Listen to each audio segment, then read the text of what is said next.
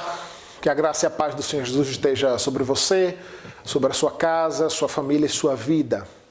É muito bom estarmos juntos mais uma vez, neste que é o 14º domingo, irmãos, que estamos separados, reunindo-nos por meio deste formato aqui online, através do nosso canal do YouTube.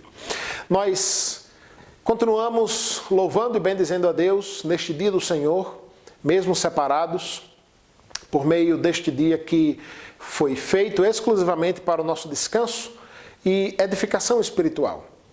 E é para isso que nós estamos aqui, por meio desta devocional, para conduzir você que está nos assistindo a adorar a Deus e, sobretudo, a ouvir a sua voz por meio da sua palavra.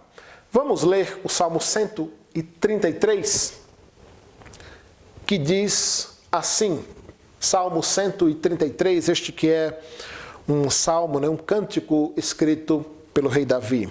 Diz assim a palavra do Senhor: ó, como é bom e agradável viverem unidos os irmãos. É como óleo precioso sobre a cabeça, a qual desce para a barba de Arão, e desce para a gola de suas vestes. É como o orvalho do Hermon, que desce sobre os montes de Sião. Ali ordena o Senhor a sua bênção e a vida para sempre. Essa comunhão, irmãos, que temos uns com os outros não foi quebrada. Sim, porque ela não depende de uma reunião presencial necessariamente, apesar de ser totalmente importante, esse momento. A verdade do que eu quero dizer aqui por meio deste salmo tão atual para os nossos dias é que mesmo quando estamos separados, aquele que nos une, aquele que propicia essa nossa comunhão, continua agindo em nossos corações. E nós podemos estar juntos, mesmo estando separados. Vamos orar ao Senhor, rogando a sua bênção sobre nós neste momento. Abaixe sua cabeça, feche seus olhos, reverentemente, onde você está, vamos falar com o Senhor. Pai, em nome de Jesus, nós louvamos, bendizemos e adoramos ao Senhor nesta hora, por tudo que o Senhor tem feito em nossas vidas. Mesmo que aos nossos olhos isso sejam coisas boas ou ruins, tudo nós podemos naquele que nos fortalece. Fortalece-nos, Deus, por meio deste tempo que aqui teremos, por meio da canção que cantaremos, por meio de cada leitura da Tua palavra, de cada oração, que o Teu povo possa sair confortado, Deus, mesmo estando nós distantes uns dos outros. Que a Tua graça nos assista, que o Teu amor nos instrua e que o Teu Espírito Santo fale conosco por meio da Tua palavra. Em nome de Jesus. Amém. Vamos cantar ao Senhor. O hino 315 do nosso hinário, o Serviço do Crente. Esse hino que é um verdadeiro chamado para nós continuarmos servindo, adorando e buscando ao Senhor por meio da sua igreja e da comunhão uns com os outros. Aonde você está, cantemos, vamos juntos louvar a Deus.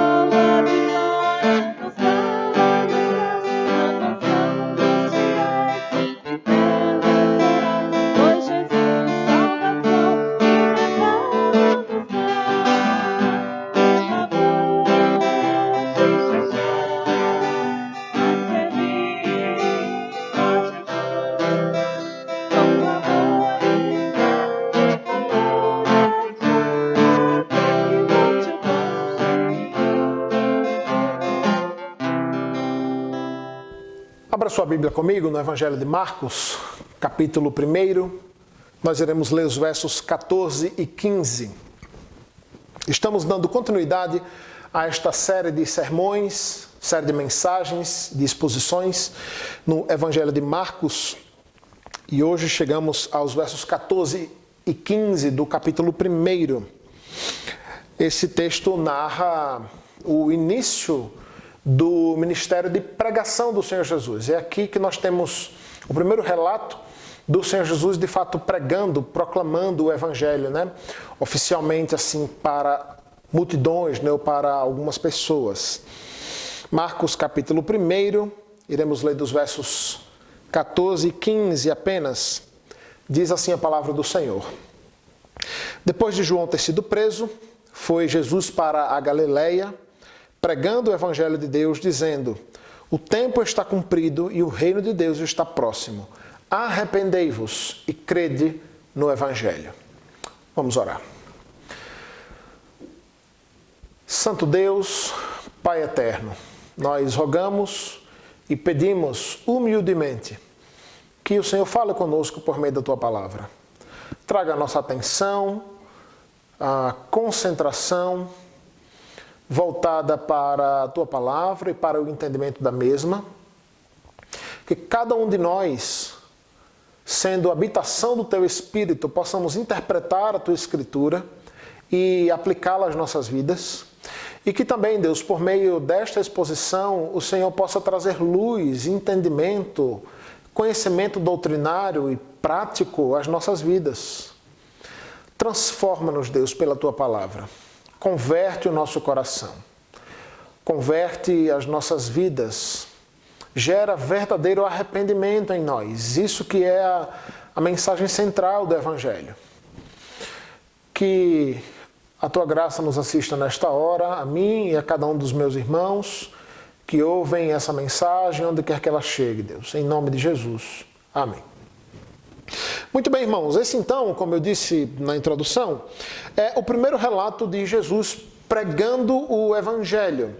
Até aqui nós vimos que Jesus estava naquele período, naquele processo de preparação para o início oficial de seu ministério. Isso acontece primariamente com o anúncio por meio de João Batista. João Batista dá início a essa jornada de Cristo, anunciando a sua vinda, propagando a sua vinda ou a sua possível chegada, até o dia em que João estava batizando as pessoas no chamado batismo de arrependimento, e aparece ninguém menos que o Senhor Jesus. João batiza o Senhor Jesus, o céu se rasga, se abre, e Deus diz ali: este é o meu Filho amado em quem me comprazo.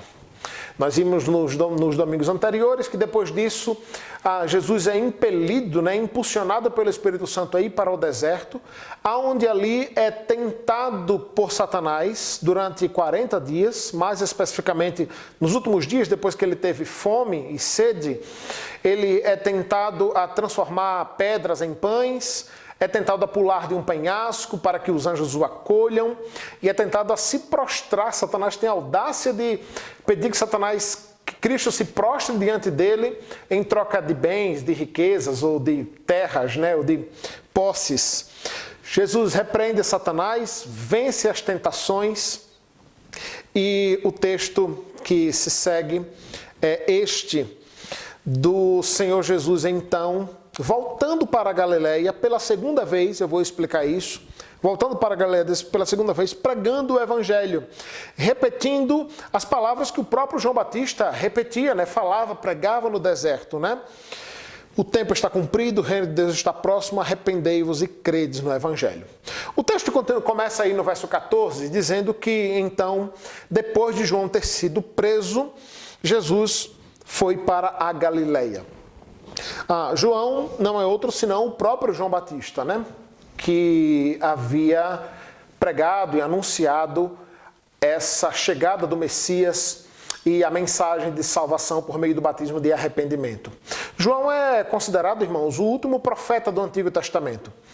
E é um homem extremamente consagrado ao Senhor, separado desde a infância para ter de fato essa missão de ser o precursor do Senhor Jesus. E por conta da sua fidelidade a palavra, a escritura e a lei de Deus, assim como acontece com vários outros homens de Deus, inclusive nos nossos dias, João é perseguido. É perseguido, é preso e posteriormente morto. Nós iremos ver essa história muito interessante, intrigante e também motivadora para nós, dada a fidelidade de João Batista, lá no capítulo 4 de Marcos. Capítulo 4 de Marcos, dos versos 14 ao 29, narram o motivo da prisão e morte de João Batista. Mas eu não vou deixar vocês com curiosidade não, eu vou resumir aqui o que aconteceu e por que João Batista estava preso então. João Batista tinha uma certa relação próxima com o rei Herodes, o rei de sua época, nesse período aqui ainda no primeiro século. E Herodes teve a infeliz e pecaminosa ideia de casar-se, de ter uma relação com a sua cunhada, com a esposa de seu irmão, Felipe, uma mulher chamada Herodias.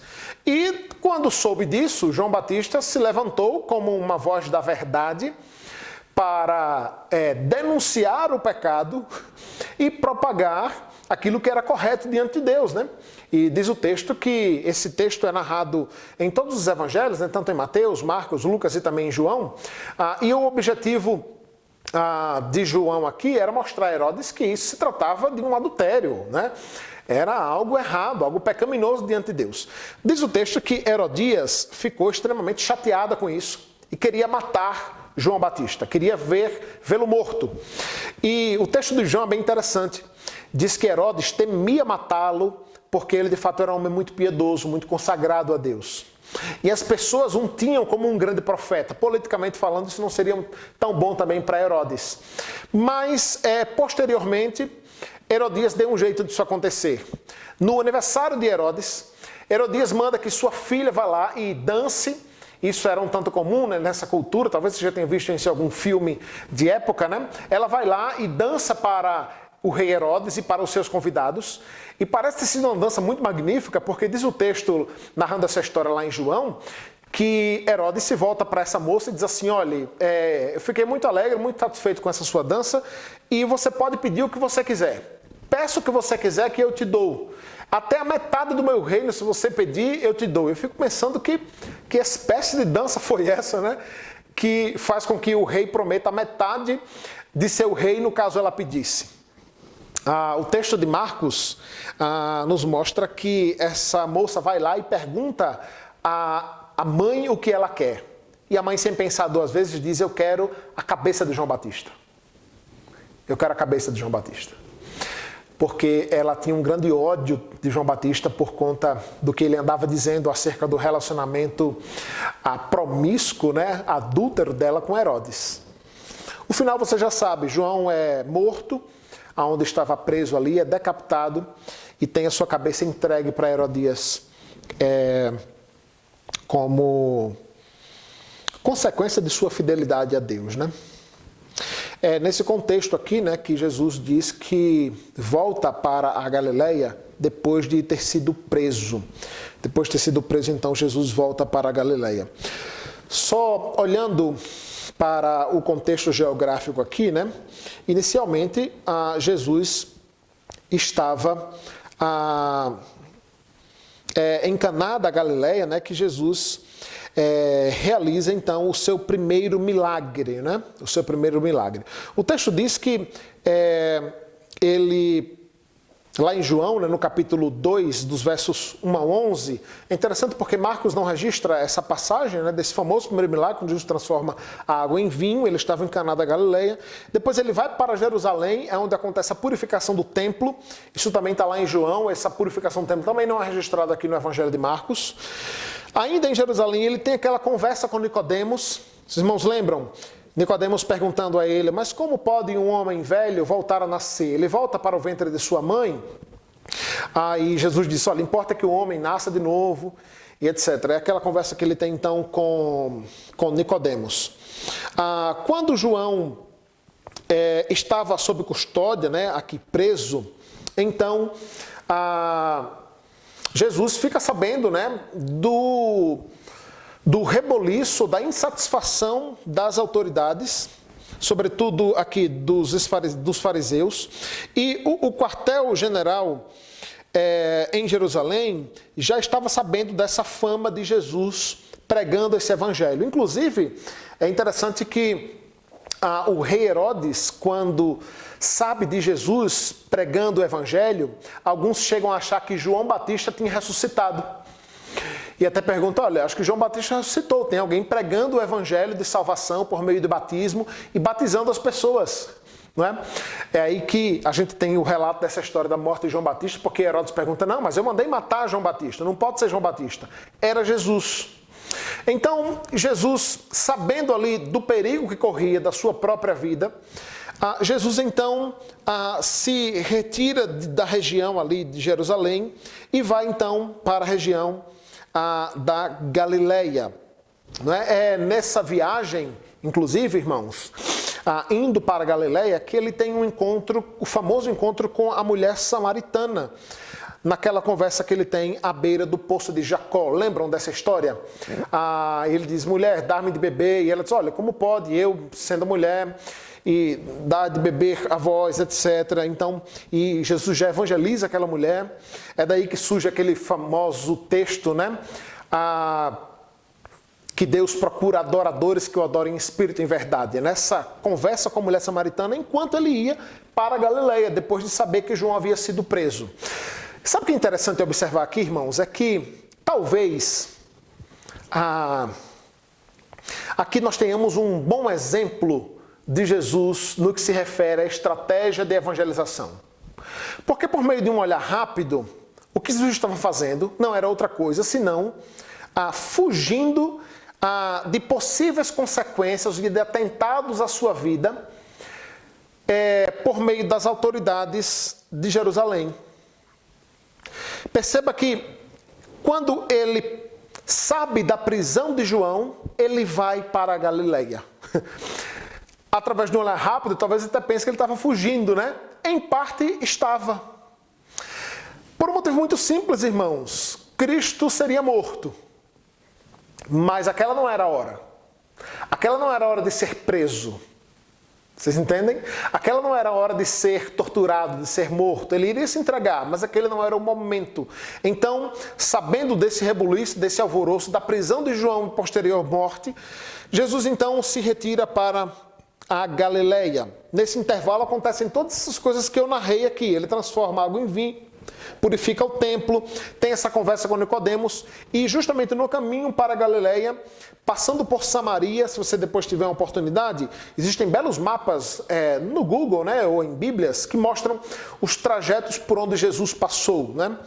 Jesus aqui estava ali na região da Galileia, perdão, na região de Jerusalém, de Belém, então ele vai para a Galileia, que é subindo, né, acima do mapa. No meio passa por Samaria, né? Por Samaria, ali onde ele tem um encontro com essa mulher e posteriormente chega então a Galileia. Mas diz o texto, continuando aí, no verso 14, que ele vai para a Galileia pregando o evangelho de Deus.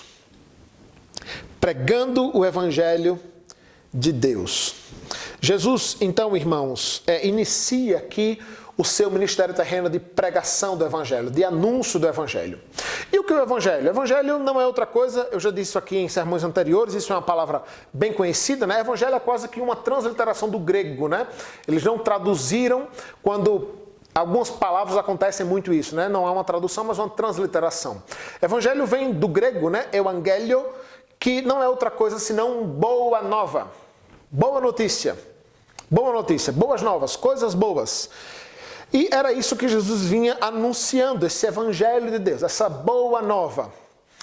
Agora, irmãos, a grande verdade é que a boa nova e a boa notícia do evangelho só é boa porque antes disso tem uma má notícia. Tem uma notícia ruim. Não existe, irmãos, boa nova sem que o indivíduo tenha uma profunda consciência de uma notícia muito ruim. E a notícia muito ruim é que sem Deus o homem caminha para o inferno. Sem Deus e em pecado o homem está morto. E ele precisa reviver. Foi isso que ele disse a Nicodemos, foi isso que ele disse a essa mulher samaritana. Olha, é preciso nascer de novo, ele diz a Nicodemos, e ele diz à mulher samaritana que é preciso beber dessa fonte da água da vida, pois quem bebe dessa fonte jamais terá sede. É por isso que o texto diz que ele ia então pregando este evangelho de Deus. E aqui é interessante lembrarmos, irmãos, que não mentem aqueles irmãos que dizem que nós não seguimos a uma religião. Nós não seguimos a uma denominação. Nós seguimos a uma pessoa. Seguimos a uma verdade, a uma mensagem. E essa mensagem não é uma mensagem da igreja presbiteriana. Não é uma mensagem dos crentes. Não é uma mensagem dos protestantes. Não é uma mensagem da reforma. É uma mensagem de Deus. Do próprio Deus. É uma mensagem do próprio Deus. Afinal, este evangelho, o qual nós cremos, vivemos e pregamos, é esse mesmo evangelho que Jesus passa a pregar quando volta para a Galileia. Não é outra coisa senão o evangelho de Deus. E dizia o Senhor, qual era o conteúdo dessa mensagem, né, desta boa nova? Diz o texto no verso 15 que Jesus pregava e anunciava dizendo: o tempo está cumprido, o reino de Deus está próximo, arrependei-vos e credes no evangelho. Ele traz aqui, então, duas características, né, deste evangelho que já está aí, já chegou. Por isso ele diz, o tempo está cumprido. O tempo está cumprido aqui, tem duas palavras, né, que apontam para tempo no grego, basicamente. Uma delas aponta para esse tempo cronológico, né, do relógio, do calendário. É daí que vem, inclusive, a palavra cronômetro, né, da palavra cronos, lá do grego. E tem uma outra palavra que aponta para um tempo de cumprimento das promessas de Deus. E Deus não se resume, né, irmãos, a calendário, horários, horas, minutos e segundos. Isso é algo que Ele mesmo nos deu para nós nos situarmos, né? Mas para Deus não existe passado, presente e futuro. Essa ideia temporal que nós temos na nossa cabeça para organizar a linha histórica é apenas nossa enquanto seres humanos limitados. O tempo de Deus funciona diferente. E é justamente deste tempo aqui que Jesus está falando. O tempo está cumprido. Com isso ele estava querendo dizer que ali estava se cumprindo o plano de Deus. O planejamento de Deus, o cronograma de Deus, chegou a hora, chegou o momento. A ideia é essa, é a ideia de um momento específico, de uma hora, de uma ocasião específica e não de um tempo cronometrado, né? Apesar de, claro, de Deus escrever as coisas dentro dessa história a qual nós colocamos num calendário, né? O tempo está cumprido. O tempo está cumprido, o reino de Deus está próximo. O reino de Deus está próximo, irmãos, também não pode ser interpretado literalmente, né? Ou, literalmente eu quero dizer no sentido de próximo, de proximidade de tempo, né? A ideia aqui não é que o reino de Deus está próximo porque está perto de chegar, né? A gente usa essa expressão também no português, não? Olha, algo está próximo a acontecer, ou seja, está perto de acontecer. A ideia de próximo aqui é a ideia de proximidade física, né? De proximidade corpórea, de proximidade pessoal. A ideia é o reino de Deus já chegou e está aí, perto de vocês, está com vocês. A ideia é essa, né? Perto de proximidade, né? Proximidade física. Então, por quê? Porque Cristo era justamente o cumprimento deste tempo. A chegada de Cristo habitando nos corações, reinando nos corações, era justamente o tempo da chegada do reino de Deus. E é justamente isso, irmãos, que quer dizer reino de Deus, né? O reino de Deus aponta para o governo soberano de Deus, reconhecidos nos corações e nas ações na vida do seu povo, efetuando sua completa salvação e sua continuação como igreja e, finalmente, com um universo redimido. Os judeus esperavam um outro reino, né? Um reino político, um reino militar, um reino social, antropológico, né? No sentido de colocar Israel e o povo judeu num patamar político especial, né? É por isso que muitos judeus não o aceitaram, né, irmãos? Porque o nosso rei vem montado num jumentinho, nasce numa estrebaria, é filho de um carpinteiro. Ele não nasce num palácio, né? Ele não recebe uma coroa, ele não está sentado num trono físico. É porque esse reino de Deus aponta muito mais para um reinado de Deus invisível. É um reino que Deus opera e reina nos corações. E isso se cumpre, né? Isso tem o seu início, digamos assim, com o nascimento de Cristo. É por isso que quando João começa a anunciar, e quando o próprio Cristo diz, o tempo está cumprido e o reino de Deus está próximo, em outras palavras o que ele está dizendo é, olha, as promessas do Antigo Testamento que apontavam para a chegada de um Messias, acabou o tempo. Eu cheguei, eu estou aqui. A ideia é essa, né? É de Cristo reinando conosco soberanamente em nossos corações. A grande questão, irmãos, é que esse reino é um reino espiritual. É um reino espiritual. Não trata-se de um reino material, físico, né? Mas é um reino espiritual. Irmãos, isso faz nos lembrar que o nosso tesouro não é aqui, né? Irmãos, como tristemente, muitas vezes preferimos muito mais um reino físico, terreno, cheio de pompa, de reconhecimento, de louvor, de glória, de dinheiro, de bens, de posses, do que um reino espiritual. O reino de Deus, o reino que Deus tem para nós, para que nós reinemos com Ele, é um reino espiritual, irmãos. Aponta para uma riqueza e uma preciosidade que não pode ser feita por mãos humanas. Era desse reino que Jesus estava falando, que já estava próximo, que já estava ali. O reino de Deus está próximo. Então dizia ele, o conteúdo da sua mensagem aqui agora: arrependei-vos e credes no Evangelho. Irmãos, como é simples a mensagem do Evangelho. Deixa eu lhe dizer uma coisa, pare de dizer que você não sabe evangelizar. Pare de dizer que você não sabe evangelizar. Porque se você acha que não sabe, ou o seu conhecimento bíblico é quase inexistente, ou ele é muito equivocado. Sabe por quê, irmãos? Porque a evangelização pode se dar por meio de poucas palavras. Poucas palavras, irmãos. O evangelho não é simplório, não é?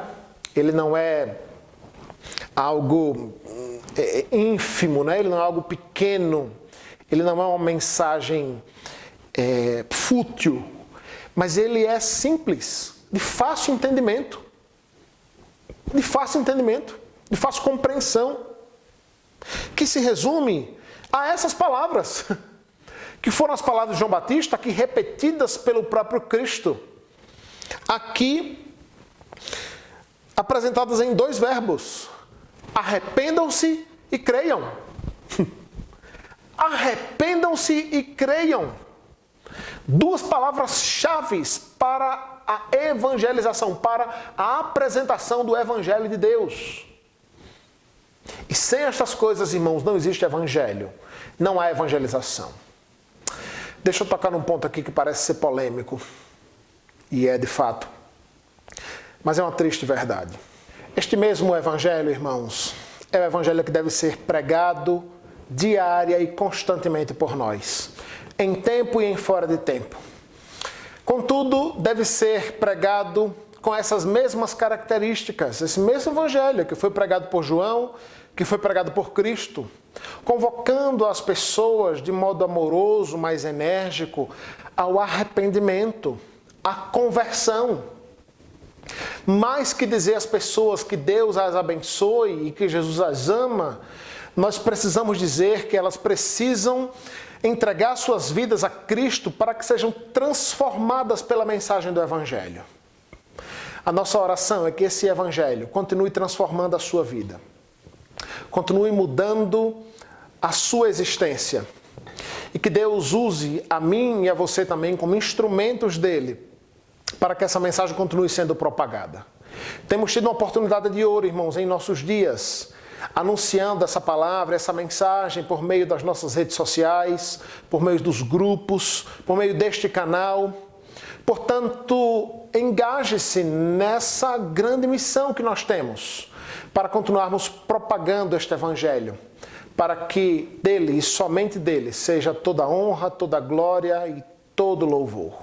Vamos cantar nesta hora que a ele é a glória e o louvor, pois só ele é digno de receber. Cantemos ao Senhor.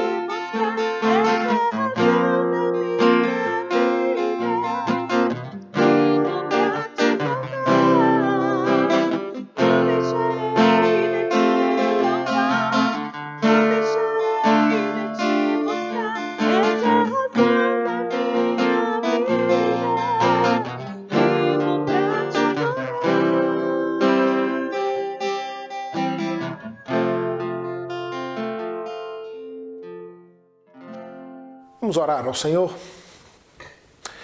Pai, em nome de Jesus, nós louvamos a Ti, Deus, pela Tua palavra ministrada a nós, por esse tempo onde podemos cantar, orar e ouvir a Tua santa palavra.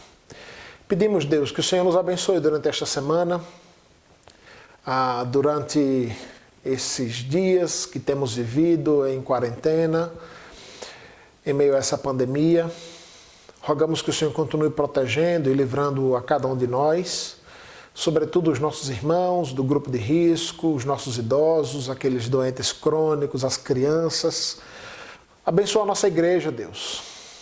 Abençoa cada um dos teus servos. Não deixe que desanimemos em meio a este período de luta. Ó Pai, dá-nos uma semana de paz, livra-nos de todo mal, continua dando-nos o teu sustento físico e, sobretudo, espiritual, para a Tua glória mesmo. Em nome de Jesus. Que o amor de Deus, o nosso eterno e bondoso Pai, a graça de nosso Senhor e Salvador Jesus Cristo, o poder, a comunhão e as eternas consolações do Espírito Santo estejam sobre todos vós, povo de Cristo, aqui em toda a face da terra, desde agora e para sempre. Amém. Que Deus te abençoe, derrame graça sobre você, sua casa e sua família, dando-te uma semana de paz. Nós continuamos pedindo a sua ajuda para divulgar os vídeos, as mensagens deste canal. Isso também é uma forma de evangelizarmos, de levarmos essa mensagem de salvação a outros. Se você ainda não é inscrito no nosso canal, se inscreva no nosso canal. Nós já estamos chegando aí à marca de 1000 inscritos, é uma marca importante, isso abre novas possibilidades para nós aqui no YouTube. E rogamos que Deus continue derramando graça sobre você, sua casa e sua família. Se você quiser nos ajudar sustentando essa obra financeiramente, você que não é membro dessa igreja, você pode fazê-lo por meio da nossa conta bancária, que está aparecendo aqui embaixo do nosso vídeo. Para você que é membro de Cidade Dutra, você pode fazer o depósito do seu dízimo ou da sua oferta também por meio da nossa conta bancária. Nós rogamos que Deus continue abençoando a você neste tempo de pandemia. Conte conosco com as nossas orações, acompanhe as nossas redes sociais e também as programações semanais da nossa igreja e que Deus te abençoe.